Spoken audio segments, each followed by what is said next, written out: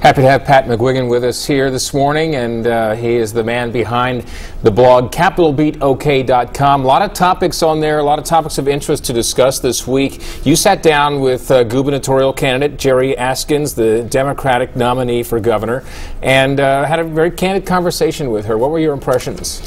My impressions of Jari Askins are always positive. A great interview and candid. That's the right word to describe what she had to say.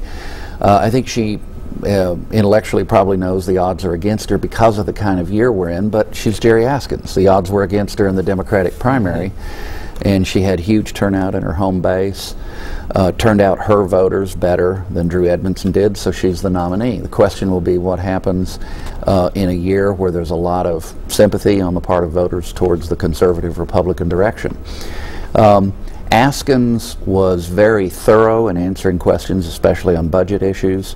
In terms of what her closing themes will be, I think she's going to stress resume, just like she has been. She's served in all three branches of Oklahoma government, which is kind of unique, and has a long track record of working with Republicans. That's what she's going to emphasize. But again, it's a tough year to simply be a Democrat. Well, she's being criticized, and I'm wondering how is she responding to these sort of attack ads that show her immigration record and always, you know, pair her there very conspicuously with Barack Obama. Yeah, real quickly, I'll take the last one first.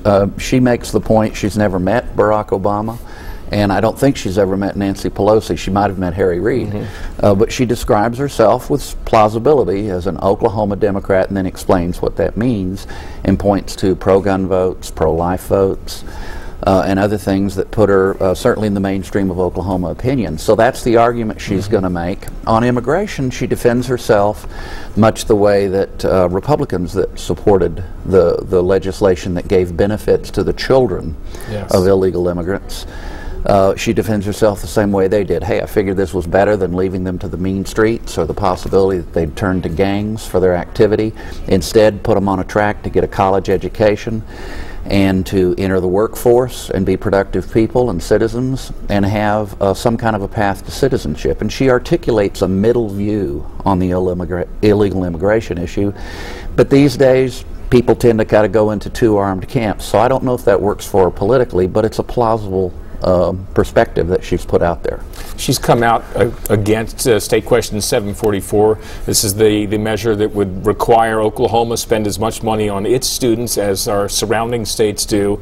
A measure that's supported by most education groups, but now the governor, the lieutenant governor, and Scott Meacham, the state treasurer, has come out against it. Yeah, Scott Meacham, I had an interview this week, which is a pretty good read, and I'm going to actually consult my notes because he said this is the most dangerous idea that he's seen in public policy. He said it's the most ill-conceived measure to ever get to the ballot, to be considered by the people. He said it would be devastating to other areas of state government. He said it's a very bad idea.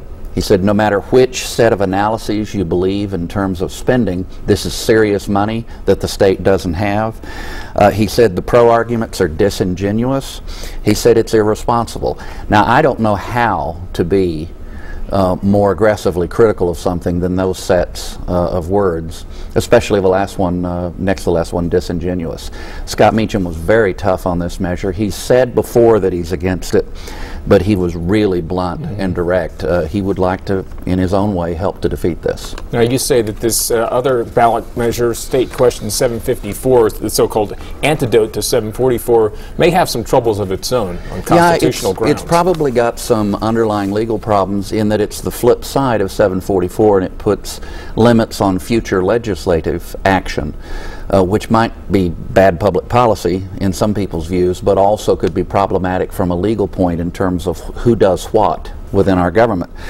Leslie Osborne of Tuttle, who introduced it, though, did it for the reason to try to provide an antidote. Now, it'll be very interesting because one of the things that might be challenged is the assumption that whichever of these measures gets the most votes is the one that goes into effect if they both pass.